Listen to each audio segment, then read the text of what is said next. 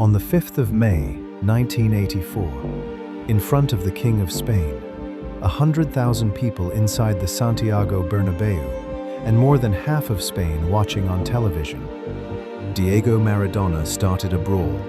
He headbutted one player, elbowed another in the face, kneed a third. 60 people were injured before order was restored. A Barcelona executive watched from the stands and said, "Afterward, when I saw those scenes, I realized we couldn't go any further with him." 3 months later, Barcelona accepted an offer from a nearly bankrupt Italian club. Nobody outside of Italy cared about, Naples, and Diego Maradona was gone forever. This is the story of what happened in between. In the summer of 1982, Maradona arrived in Barcelona as the most expensive footballer in history. A world record £5 million transfer from Boca Juniors. He was 21 years old. He came from Villa Fiorito, a slum on the outskirts of Buenos Aires, where families shared walls and hunger was a neighbor. Now he had a palatial home in Pedralbes, a personal trainer, a chauffeur, a cameraman, and an entourage that never stopped growing. To understand what Barcelona broke, you have to understand what they bought. Villa Fiorito had no paved streets, no running water. As a boy, Diego fell into a cesspit, and his uncle hauled him out, yelling, "Diego, keep your head up! Keep your head up!" By 16, he was the only way out his family had. That was the weight he carried onto every pitch he ever walked onto. And for a while, it worked. He gave Barcelona flashes of the impossible.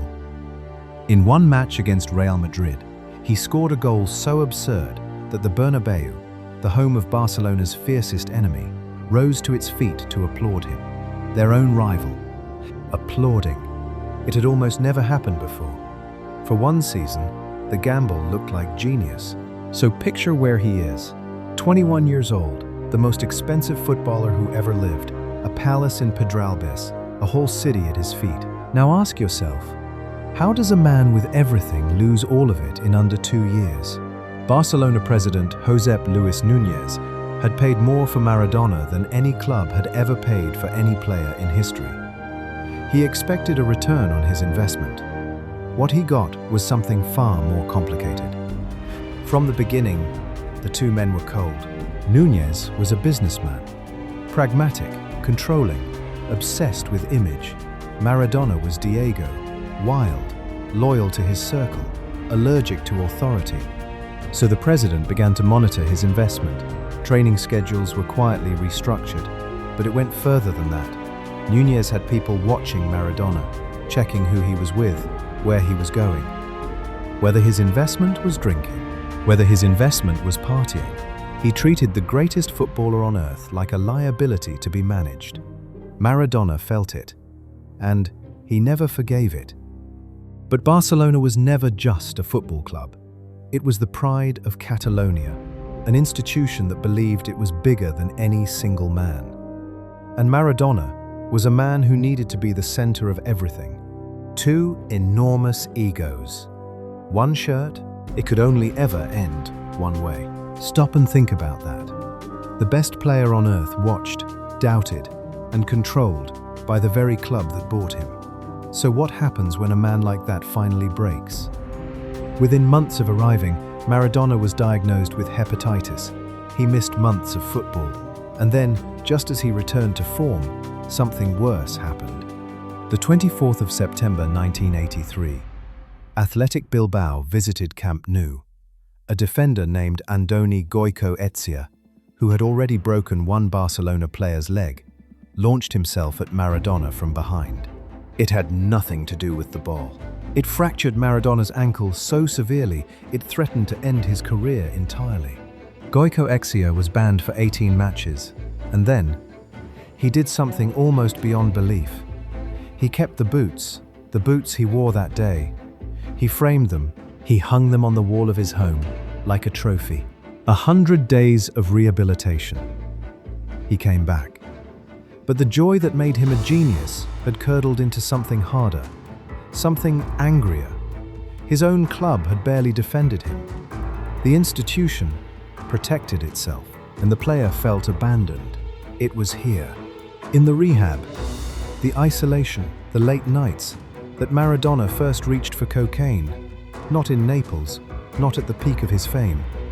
Here, in Barcelona, he'd been crippled by one tackle, watched like a suspect, and abandoned by his own club. And now the same team that broke him was waiting across the pitch. What would you have done? The 5th of May, 1984. The Copa del Rey final. The Santiago Bernabeu. 100,000 people. The King of Spain in the royal box.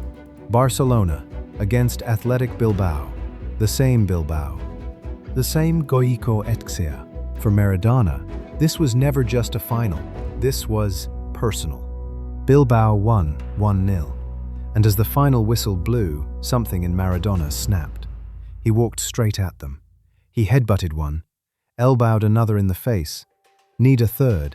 Within seconds, both teams were brawling in front of the King of Spain. 60 people injured. And in that moment, it was finished.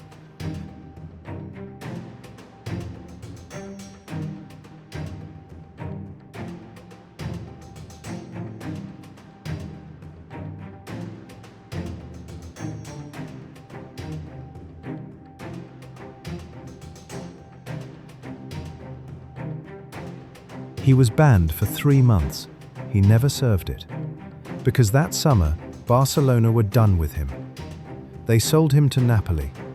Another world record, £6.9 million.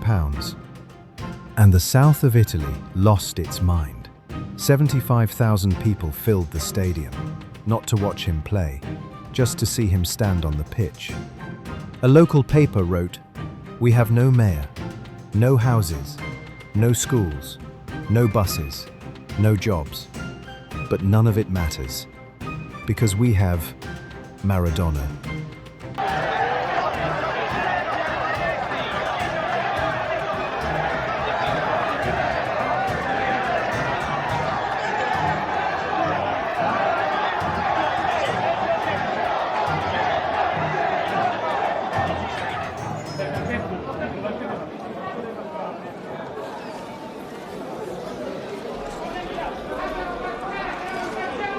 Because Naples was everything Barcelona was not. Poor, chaotic, mocked by the wealthy Italian north, who called them dirty, diseased, the shame of the country. Maradona didn't just sign for a team. He became the weapon of a city that had been laughed at for 100 years. They didn't want to manage him, they wanted him to burn. In Naples, he would win 2 league titles, a UEFA Cup, a World Cup with Argentina. He became, by almost any measure, the greatest who ever lived.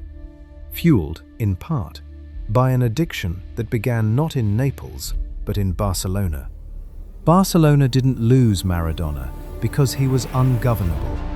They lost him because they tried to govern him. And in doing so, they broke the very thing that made him magic. Napoli didn't manage Maradona. They worshipped him. And worship was the only thing he ever answered to. The greatest player who ever lived was shaped not by where he triumphed, but by where he first learned what betrayal felt like.